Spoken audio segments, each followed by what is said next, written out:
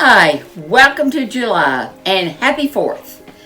This month I decided I would share some of my favorite stories about the Berenstain Bears.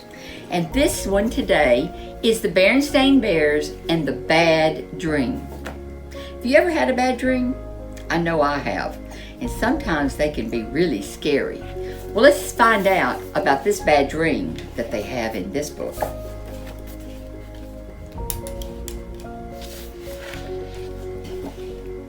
Brother Bear was just crazy about space grizzlies.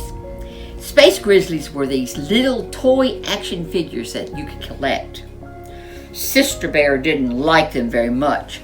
She thought they were dumb and a little scary. Mama Bear didn't mind, except when Brother brought them to the table or left them on the stairs.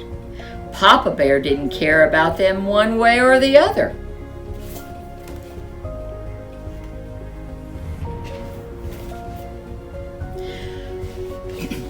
Brother cared about them a lot.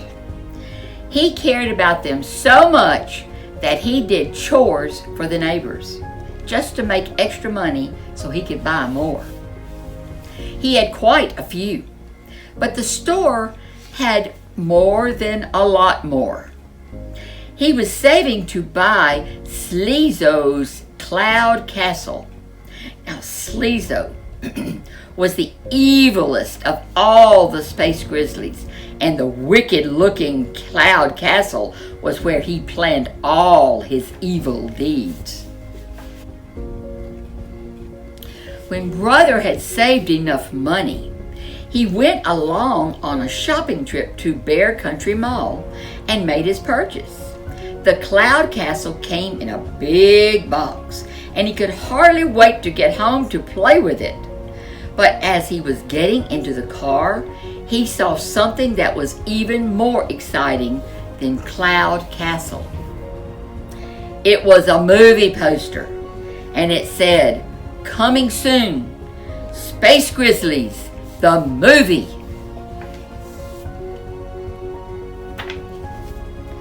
"A Space Grizzlies movie!" he cried. "Oh, it looks great!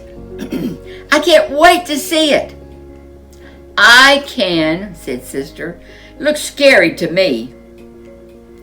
"May I see it when it comes, Mama?" asked Brother. May I, please?"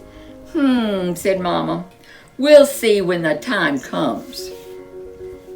When they got home, Brother opened his new Cloud Castle, got out all his space grizzlies, and was all set to play the biggest space grizzly game ever. But he had nobody to play with. Nobody, that is, except Sister. "Want to play Space Grizzly, sis?" he asked. "No way," she said. "Oh, come on," he said. "I'll play any game you want if you'll play Space Grizzlies with me." "Any 3 games," she said, driving a hard bargain. "Which 3? he asked wearily. "Paper dolls, jacks, and beanbags," she answered. "Paper dolls, jacks, and beanbags," he protested. "Oh, give me a break."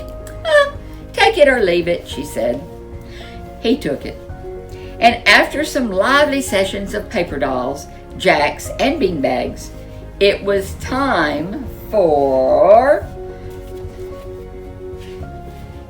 Space Grizzlies! "I am Sleezo, evil king of the universe," roared Brother, "calling all spaceships. Seek and destroy the planet Mongono, home of my sworn enemy, Hero the Magnificent." "Oh, no you don't," Sister shouted back. "I am Hero the Magnificent. One touch from my sleep wand, and your evil ways will be ended." And they played and played until Mama called them for dinner. "Brother," said Mama, "how many times must I tell you? No space grizzlies at the table. Papa was taking a peek at the Bear Country News. "Brother," he said, "that movie of yours starts tomorrow." "May I see it, Mama, please?" asked Brother. "I don't know why not," she said. "We haven't been to the movies for a while." "I know why not," said Sister, "because it's scary." "Oh, there's no problem," said Papa. "There are lots of movies to choose from." And he was right. The Bear Country Theater was really 4 movies in one house. There were usually 4 different movies playing. "This looks good," said Mama. "The Magic Toe Shoes. It's a musical about a ballerina." So, when they got to the movies the next evening, Papa, Mama, and Sister got in line for the Magic Toe Shoes, and Brother joined a bunch of his friends in line for Space Grizzlies. The Magic Toe Shoes told the story of a young bear who wanted to be a ballerina. But every time she tried to dance on her toes, she wiggled and wobbled. The old ballet master took pity on her, and he gave her a pair of magic toe shoes which would cure her wiggles and wobbles. But on the night of the big ballet, she left her magic toe shoes on the bus, and without them she was all wiggles and wobbles, all again. That's when the ballet master told her they weren't magic at all. He told her they were just ordinary toe shoes. The wobbly ballerina got her confidence back and danced beautifully ever after. The Space Grizzly movie was about space grizzlies, of course. Great, monstrous, big screen ones who zapped and zoomed through the space until that final intergalactic shootout. Oh, it was very exciting and not a little scary.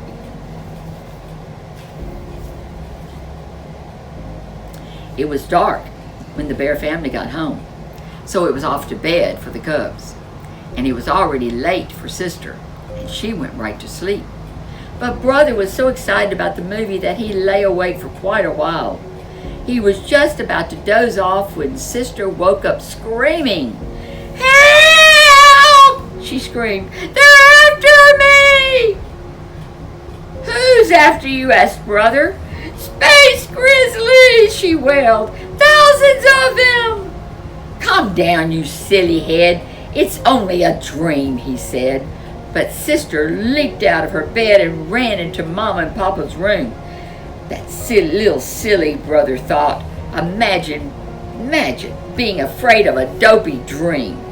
Then he yawned, turned over, and went to sleep. Mama and Papa tried to calm Sister. They took her into their bed and they hugged her.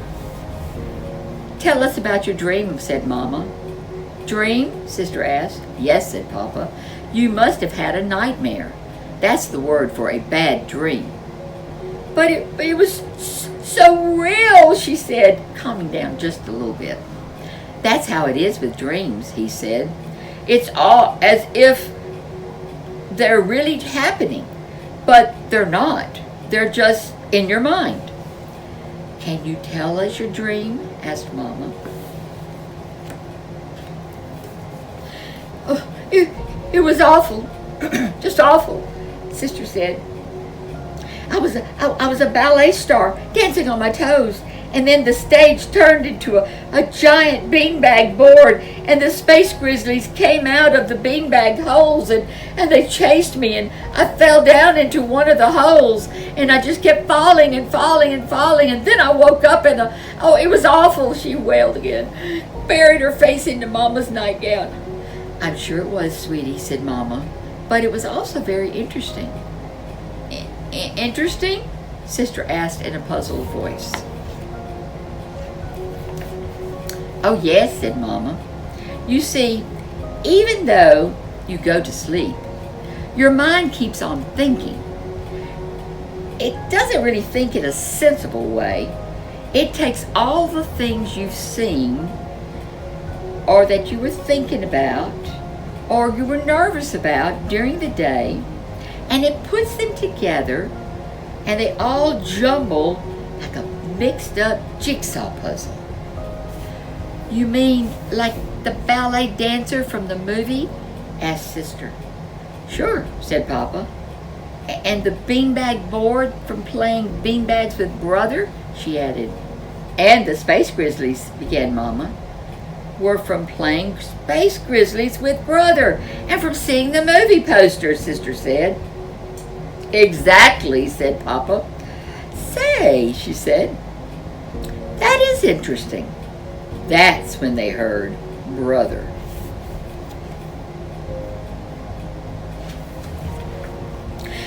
Help! Help! He screamed, they're after me! They're after me! And then he raced into the room, jumped into the bed, and hid his face in Papa's pajamas. Calm down, son, said Papa. It was just a bad dream. A nightmare, added Sister. That's another word for bad dream. Can you tell us about it? Asked Mama. Well, I was eating dinner, and the food turned into space grizzlies.